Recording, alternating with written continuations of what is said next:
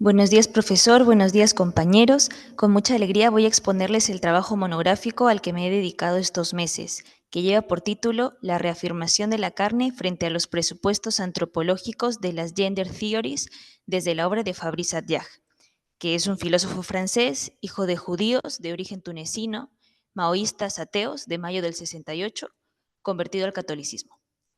El motivo que me condujo a investigar este tema surgió a inicios de este año, cuando mi comunidad, que vibra porque el hombre encuentra el sentido de la propia existencia y reconoce que la pregunta por uno mismo implica necesariamente la identidad sexual, emprendió un camino de formación seria a este respecto, que derivó en que yo lleve un diplomado en género, sexo y educación, donde se me presentaron las antropologías subyacentes que tienen las distintas teorías de género, muchas de ellas desligadas del cuerpo. En una clase se mencionó a Fabrice Adjah como un filósofo que sostiene que la tarea actual más importante es la de salvar lo humano, para lo cual hay que volver a plantear una antropología seria que vea la carne como un bien. El descubrimiento del pensamiento de Adjah conectó con algunas de las preguntas que me suscitaron las teorías de género, sobre todo con el tema de la transexualidad. Este trabajo es fruto de las respuestas que he encontrado. Considero que este tema debe investigarse por dos razones. En primer lugar, la actualidad del tema. El incremento de las llamadas cirugías de afirmación de género en los últimos años es demasiado llamativo debido a la accesibilidad que ahora se tiene a ellas por los cambios en la ley de distintos países y también al fenómeno del contagio social por la publicidad que tienen las personas trans en los medios de comunicación. En segundo lugar, como miembro de la Iglesia, veo necesario buscar argumentos filosóficos frente a las tesis de las teorías de género que desembocan en la transexualidad, para no solo decir que algo es pecado o que Dios no existe.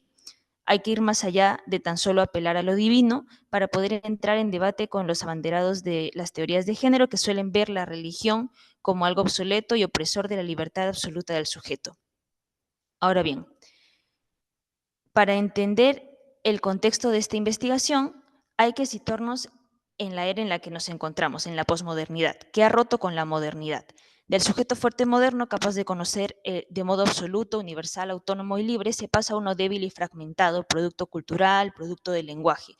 El hombre está instalado en un relativismo acrítico, en el culto al sentimiento y al subjetivismo, reflejo de una filosofía idealista de base constructivista.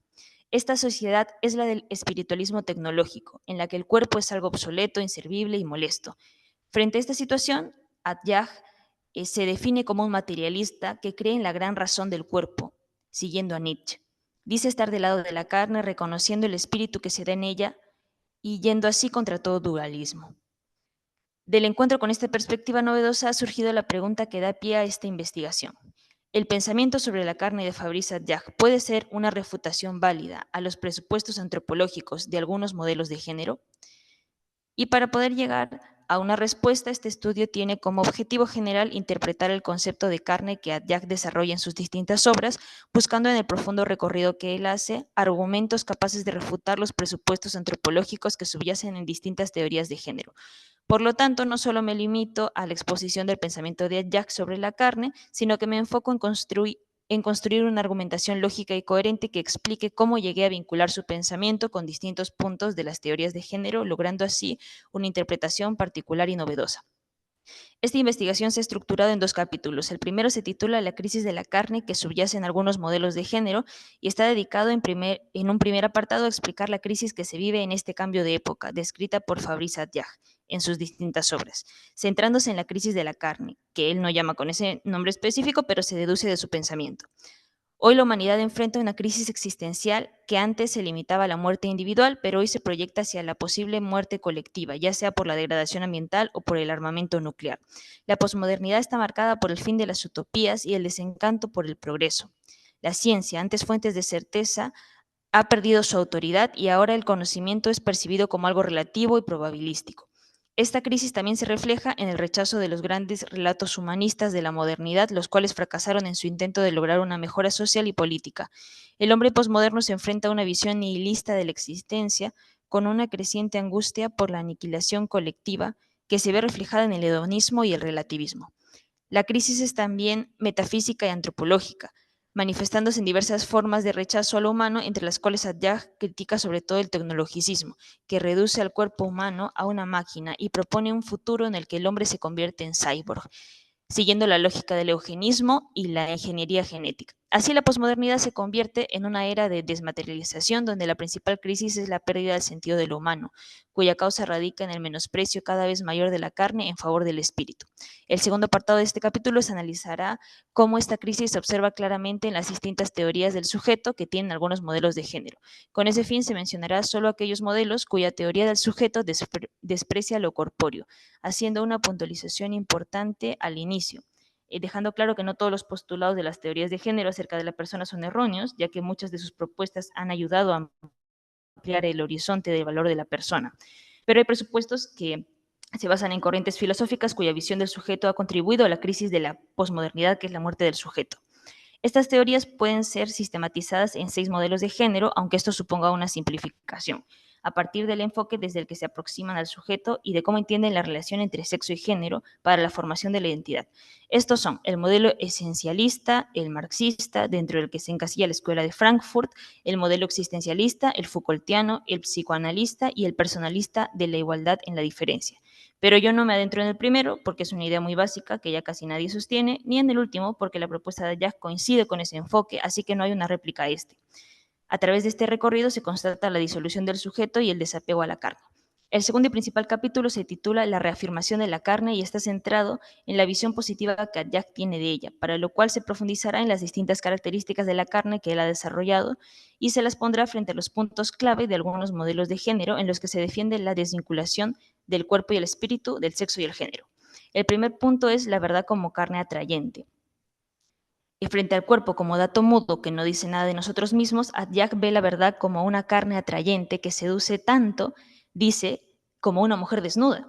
La verdad no se reduce a una ideología ni se cumple en un sistema descarnado, sino a la escucha de la voz de la palabra hecha carne y la expresión de una persona, la trascendencia concreta. El segundo punto es la carne, límite y misterio frente al cuerpo visto como algo obsoleto del que tenemos que deshacernos o como algo sobre lo que tenemos total control. Jack propone que en nuestra carne se encuentra la tierra y el cielo. El punto límite es el mismo punto de partida que nos lanza de la horizontalidad a un grito vertical. El tercer punto es la esperanza manifestada en la carne frente a la angustia por la irremediable muerte colectiva. Jack advierte que la única salida que nos queda es una esperanza teologal, pues para que el hombre pueda elevarse le hace falta un cielo. Esperanza que debe manifestarse en nuestra misma carne, en nuestro sexo. Así que carne el signo de la alianza. Y el último punto es la bondad de la carne, un don que acoger. Frente a la manipulación de los cuerpos, Jack ve la carne como un presente, una presencia, un don. La confianza en el hombre no se fundamenta en él mismo, sino en que Dios ha elegido la naturaleza humana. Y la naturaleza debe ser honrada como buena en sí misma.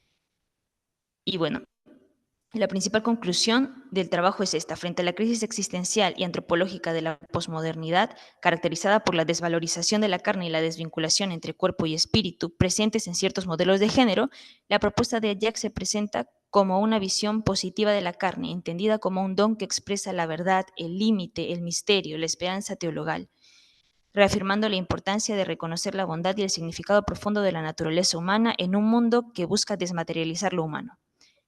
Y para finalizar, mencionaré el aporte de ese trabajo.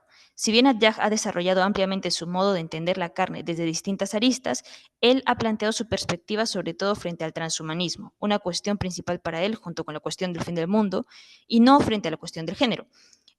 Él percibió que existía el proyecto de crear un superhombre y tuvo la intuición de que la verdad del hombre estaba del lado del cuerpo. La originalidad de este estudio consiste en la aplicación del concepto de carne de Jack a las teorías de género, logrando así una visión más rica de este, que nos permite ver cómo cada característica que el autor desarrolla sobre la carne tiene la fuerza para refutar la antropología de distintas teorías de género.